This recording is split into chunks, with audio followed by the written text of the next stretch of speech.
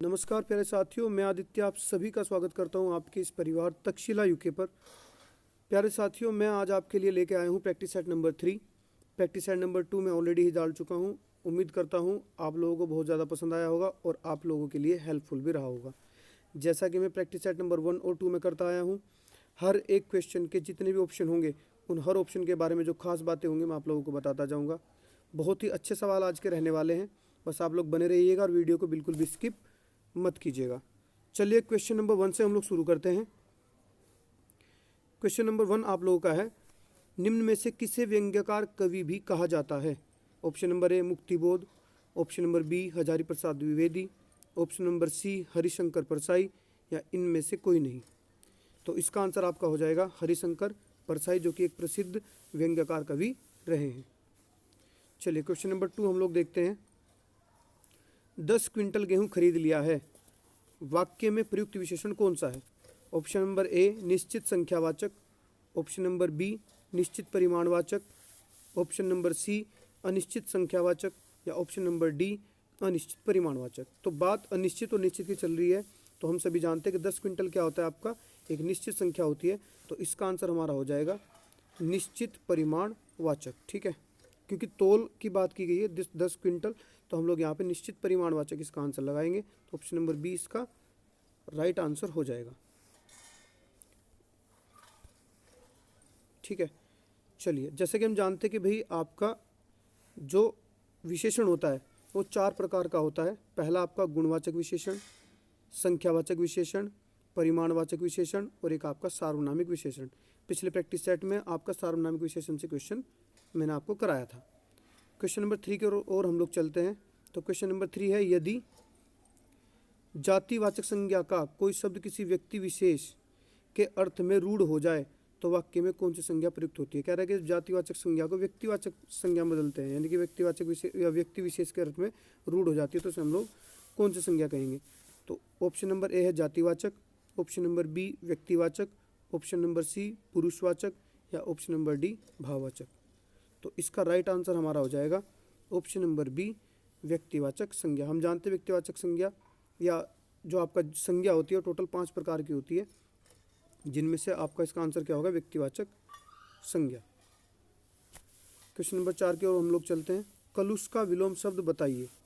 तो option number ए आप लोगों का हो जाएगा निष्कलुष, ऑप्शन नंबर बी निष्करुण, ऑप्शन नंबर सी निष्पाप, ऑप्शन नंबर डी निष्कलुष।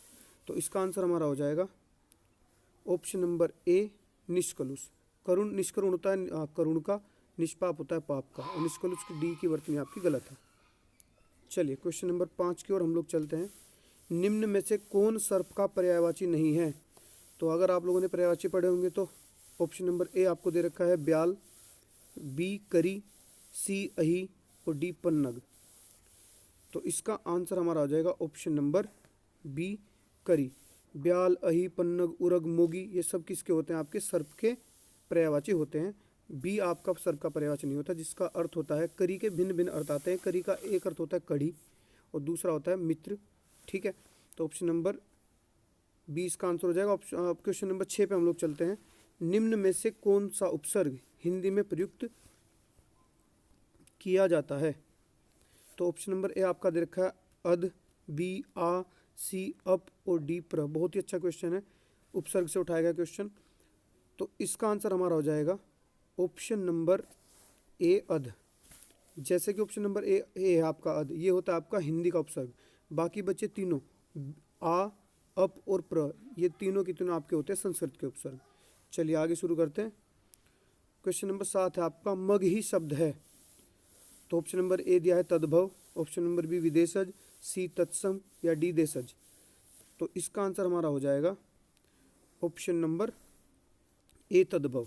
तो मग ही होता है आपका तद्भव, इसका तत्सम होता है मागधी, जो कि मागधी से निकाला गया शब्द है। तो इसका तत्सम हो जाएगा मागधी और ये शब्द है आपका मगही। चलिए क्वेश्चन नंबर 8 की ओर हम लोग चलते हैं। महात्मा गांधी जी राष्ट्रपिता कहलाते हैं, आप सत्य और अहिंसा के पुजारी थे। बहुत ही प्यारा, बहुत ही उम्दा क्वेश्चन है। आप लोग ने अगर सर्वनाम पढ़े होंगे तो आप देखोगे कि जहाँ आप आता है वो होता है आपका निजवाचक सर्वनाम। तो आप देखते हैं आप लोग इसमें क्या लगा दोगे? ऑप्शन नंबर सी आंसर लगा दोगे, जो कि गलत हो जाएगा। और ऑप्शन में क्या क्या दे रखे हैं, व्यक्तिवाचक, मध्यम पुरुषवाचक, अन्य पुरुषवाचक या निजवाचक। ठीक है, तो आप लोग ध्यान दो, अगर आप तो प्रयोग किया गया है तो ये नहीं कि आप लोग इसे निजवाचक में डाल दोगे, आपका प्रयोग वहाँ पे किया जा रहा है किसी तीसरे व्यक्ति को परिचित कराने के लिए। महात्मा गांधी जी राष्ट्रपिता थे, दो व्यक्ति बात कर रहे हैं, बात किसकी हो रही है, महात्मा गांधी की। तो महात्मा गांधी जी आपके लिए यूज हुए हैं, इसका मतलब तीसरा व्यक्ति हो। तीसरा व्यक्ति क्या होता है आपका, पुरुष के अंतर्गत अन्य पुरुष इसका आंसर हो जाएगा। तो ऑप्शन नंबर डी इसका सही आंसर हो जाएगा। तो ऑप्शन नंबर डी। चलिए आगे बढ़ते हैं। निम्न में से शुद्ध वर्तनी वाले शब्दों को छांटिए। ऑप्शन नंबर है वैशिष्ट, ऑप्शन नंबर बी वैशिष्ट, सी वैशिष्ट, डी वैशिष्ट। तो सारे की वर्तनी सुनने में तो एक तरीके से लग रहे हैं, लेकिन इसका आंसर हो जाएगा ऑप्शन नंबर सी वैशिष्ट। चलिए आगे बढ़ते हैं। क्वेश्चन नंबर 10 है, द्वार पर को प्रिय हरि तरु शाखा जाऊ, प्रिय मधुसूदन तेरो का नाम, उपरोक्त पंक्तियों में कौन सा अलंकार है। तो ऑप्शन नंबर ए है आपका उत्प्रेक्षा अलंकार, ऑप्शन नंबर बी वक्रोक्ति अलंकार, ऑप्शन नंबर सी मानवीयकरण अलंकार, ऑप्शन नंबर डी यमक अलंकार। तो इसका आंसर हमारा हो जाएगा ऑप्शन नंबर बी वक्रोक्ति अलंकार। वो कैसे, आप लोग इसके अर्थ को समझिए। इसमें बोला गया है वक्रोक्ति अलंकार होता क्या है, पहले ये सुनिए आप लोग। वक्रोक्ति अलंकार में सुनने वाला व्यक्ति कहने वाले व्यक्ति के अर्थ को किसी और अर्थ में ले लेता है, यानी उसकी कही हुई बात को कुछ गलत समझ लेता है या अलग तरीके से समझ लेता है, उसे हम क्या बोलते हैं, वक्रोक्ति अलंकार। वक्रोक्ति का अर्थ होता है वक्र प्लस उक्ति। वक्र का मतलब घुमाव, उक्ति का मतलब कहना। जब कोई बात घुमा फिरा कर कही जाए तो वहाँ होता है वक्रोक्ति अलंकार। तो हम लोग अर्थ को समझने की कोशिश करते हैं। द्वार पर को प्रिय हरि, बात चली यहाँ पे श्री कृष्ण और राधा की। श्री कृष्ण द्वार पर खड़े हैं, उन्होंने दरवाज़ा खटखटाया तो बोला द्वार पर को, ये बोली राधा। द्वार पर को मतलब द्वार पर कौन है, तो श्री कृष्ण बोले प्रिय हरि, मैं हरि हूँ। तो राधा ने समझा हरि मतलब बंदर, तरु शाखा जाओ, उन्होंने समझा कि हरि है यानी बंदर है, तो तरु मतलब पेड़, शाखा जाओ, तो अगर तुम बंदर हो तो पेड़ पे जाओ। फिर वो बोले नहीं प्रिय मधुसूदन, मैं मधुसूदन हूँ। तो उन्होंने सोचा मधुसूदन मतलब भंवरा, तो बोले तेरा यहाँ का क्या काम, तू यहाँ से जा। तो इसका मतलब वो बोल कुछ रहे हैं और वो समझ कुछ रही हैं। एक बार उन्होंने उन्हें बंदर समझ लिया और एक बार उन्हें भंवरा समझ लिया। तो क्या हो जाएगा इसका आंसर, वक्रोक्ति अलंकार। ऑप्शन नंबर 11 पे हम लोग चलते हैं। विश्वामित्र का सही विच्छेद क्या होगा, संधि विच्छेद। ऑप्शन नंबर ए है आपका विश्व प्लस मित्र, ऑप्शन नंबर बी विश्व प्लस अमित्र, ऑप्शन नंबर सी विश्वा प्लस अमित्र, ऑप्शन नंबर डी विश्वा प्लस मित्र। तो संधि मैंने ऑलरेडी पढ़ा चुका हूँ मैं अपने यूट्यूब चैनल पर। तो आप देखोगे कि संधि मैंने जब आपको पढ़ाई थी तो बोला था कि जब आप संधि विच्छेद करते हैं तो दो ऐसे शब्द बनाओ जिनका कोई अर्थ होता हो। तो अगर आप सी और डी को देखो तो विश्वा कोई शब्द नहीं होता, विश्व होता है। तो पहली बात तो ये। फिर दूसरा आपका इसमें आ रहा है विश्वामित्र, तो बीच में आ रहा है, आ किस में आता है, दीर्घ संधि में। तो ऑप्शन नंबर बी की ओर अगर हम लोग देखें तो ऑप्शन नंबर बी में आप देखोगे, ऑप्शन नंबर बी में हम लोग देखेंगे कि आपका इसमें आ रहा है, विश्व का जो है आपका अंत हो रहा है अ पे और अमित्र में अ, तो अ प्लस आ हो जाएगा। तो दीर्घ संधि इसका आंसर हो जाएगा, नहीं ऑप्शन नंबर 20 का सही आंसर है। 12 बचपन और जवानी के बीच की अवस्था क्या होती है। तो ऑप्शन नंबर ए है वयसंधि, बी नवयुवा, सी वयस्कता या डी नवोढ़ा। तो इसका आंसर आपका हो जाएगा ऑप्शन नंबर ए वयसंधि। ठीक है, अगर मैं नवयुवा की बात करूँ तो आप जानते हो नवयुवा मतलब नवयुवक, वयस्कता भी आप लोग जानते हो। नवोढ़ा क्या होता है, नवोढ़ा आपका होता है जिस लड़की का नया नया विवाह होता है उसे बोलते हैं हम लोग नवोढ़ा। ऑप्शन नंबर क्वेश्चन नंबर 13 पे हम लोग चलते हैं। धातु में प्रत्यय जोड़ने से बने शब्द कहलाते हैं। तो धातु में प्रत्यय जोड़ने से शब्द क्या कहलाते हैं। ऑप्शन नंबर ए है क्रिया, बी विशेष्य, सी तद्धितांत या डी कृदंत। तो आंसर आपका हो जाएगा ऑप्शन नंबर डी कृदंत। तो जब आप किसी धातु में प्रत्यय जोड़ोगे तो कृदंत बनते हैं। बात करूँ तद्धितांत की, तो जिन संज्ञा सर्वनाम विशेषण में आप लोग अगर प्रत्यय जोड़ते हो तो वो बनते हैं आपके तद्धितांत। और विशेष्य क्या होता है, जिसकी विशेषता बताई जाती है।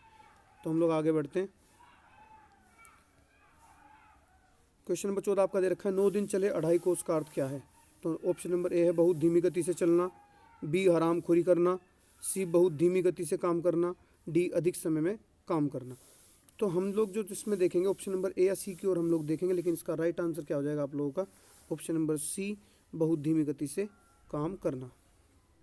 हिंदी का प्रथम दैनिक समाचार पत्र कौन सा है। क्वेश्चन नंबर 15 है आपका हिंदी का प्रथम दैनिक समाचार पत्र कौन सा है। तो यहाँ पे बहुत अच्छे क्वेश्चन ऑप्शन आपको दिए गए हैं। ऑप्शन नंबर ए है द बंगाल गजट, बी समाचार सुधावर्षण, सी बंगाल गजट, डी उदंत मार्तंड।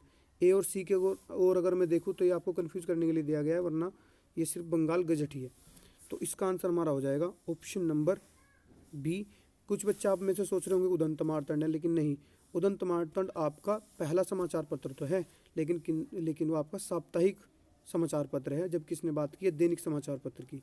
अगर मैं यहीं पे आप लोगों की बात करूं तो सबसे पहले हमारा आया था बंगाल गजट 1780 में, उसके बाद आपका आया उदंत मार्तंड। बंगाल गजट जो आया था ये साप्ताहिक था, कोलकाता से प्रकाशित होता था, और इसके संपादक कौन थे? James Augustus Hickey. अगर मैं उदंत मार्तंड की बात करूं तो ये आया था आपका 1826 में, और इसके संपादक थे जुगल किशोर शुक्ल। और बात करूँगा समाचार सुधावर्षण की तो यह आया था 1854 में, और इसके संपादक थे श्याम सुंदर दास। चलिए आगे बढ़ते हैं। किस अपभ्रंश से पूर्वी हिंदी का उदय हुआ है? तो ऑप्शन है शोरसेनी, बी अर्धमागधी, सी ब्राचड़ और डी मगधी। तो क्वेश्चन नंबर 16 का आंसर हमारा हो जाएगा option number B Ardhamagadhi. Ardhamagadhi से पूर्वी हिंदी का उदय हुआ है। क्वेश्चन नंबर 17 की ओर हम लोग चलते हैं। निगाहों की तस्वीर किसकी कृति है? थोड़ा सा क्वेश्चन मुझको गलत लगा, ये जो है आपका होना चाहिए था 3 निगाहों की एक तस्वीर, लेकिन अगर हम लोग देखें निगाहों की तस्वीर तो ये आपका आंसर हो जाएगा option number B Mannu Bhandari. ठीक है, तो मन्नू भंडारी की रचना है 3 निगाहों की एक तस्वीर, तो इन निगाहों की तस्वीर भी इन्हीं का ही आंसर है। क्वेश्चन नंबर 18 की ओर हम लोग चलते हैं। समाचार लेखन में कितने प्रकार के ककारों का प्रयोग किया जाता है? ककारों का मतलब जब आप समाचार कोई भी आप लोग देखते हो या समाचार का जो वो होता है आपका, जो ये एंकर होते हैं, ये किस तरह प्रकार के ककारों का प्रयोग करते हैं? तो ऑप्शन नंबर ए है 9, बी 8, सी 4 या डी 6। तो इसका आंसर आपका हो जाएगा ऑप्शन नंबर 6 ककारों का प्रयोग करते हैं, जिसमें आता है आपका कौन, क्या, कहाँ, क्या, किस। तो इस तरीके के कुछ 6 ककार आपके होते हैं, जिनमें आप इनका ये कोशिश करते हैं, इसमें पत्रकार कोशिश करता है कि इन 6 ककारों का वो जवाब ढूंढ सके। चलिए तो आगे बढ़ते हैं हम लोग। 19 निम्न में आधुनिक जनसंचार का माध्यम है? तो ऑप्शन नंबर ए है print media, option number B electronic media, option number C social media या डी उपरोक्त सभी। तो इसका आंसर हो जाएगा हमारा उपरोक्त सभी। तो प्रिंट मीडिया भी, सोशल मीडिया भी, इलेक्ट्रॉनिक मीडिया भी आपका आधुनिक जनसंचार का माध्यम है। इनके थ्रू हम लोग किसी भी अपनी बात को जन माध्यम तक पहुंचा सकते हैं। चलिए आगे बढ़ते हैं, और आज इस प्रैक्टिस सेट का लास्ट क्वेश्चन। छायावाद की किस रचना को हिंदी का मेघदूत कहा जाता है? तो ऑप्शन ए है लहर, बी आंसू, सी झरना और डी पल्लव। तो इसका राइट आंसर आपका हो जाएगा ऑप्शन नंबर बी आंसू। कुछ खास बातें इसमें मैं बता देता हूँ। ए, बी और सी ये जयशंकर प्रसाद की रचनाएं हैं, जिन्हें आधुनिक कविता का सुमेरु भी कहा जाता है। और बचा आपका डी पल्लव, ये सुमित्रानंद पंत की एक रचना है। आंसू के बारे में आपको एक बात और ध्यान रखनी है, ये गार्डन ऑफ लैंडलाइन के नाम से अंग्रेजी में इसका अनुवाद किया गया था। और झरना के बारे में आपको ये ध्यान रखना है कि ये छायावाद की सबसे पहली कृति है। तो साथियों, ये थे आपके प्रैक्टिस सेट नंबर 3 के 20 टॉप क्वेश्चन। उम्मीद करता हूँ आप लोगों को ये वीडियो बहुत ज़्यादा हेल्पफुल लगी होगी, और इससे आप लोगों की नॉलेज काफ़ी बढ़ी होगी। इसी तरीके के प्रैक्टिस सेट जैसा मैंने वादा किया मैं आप लोगों के लिए लाता रहूँगा। बस आप लोग बने रहिए, साथ भी निभाते रहिए मेरे साथ, बाकी मेहनत करते रहिए। सफलता का कोई शॉर्टकट नहीं होता, जब तक आप मेहनत नहीं करोगे मेहनत आप लोग कामयाब नहीं हो सकते। चलिए प्रैक्टिस सेट नंबर 4 के साथ मैं आप लोगों को नेक्स्ट वीडियो में मिलूँगा, तब तक के लिए धन्यवाद।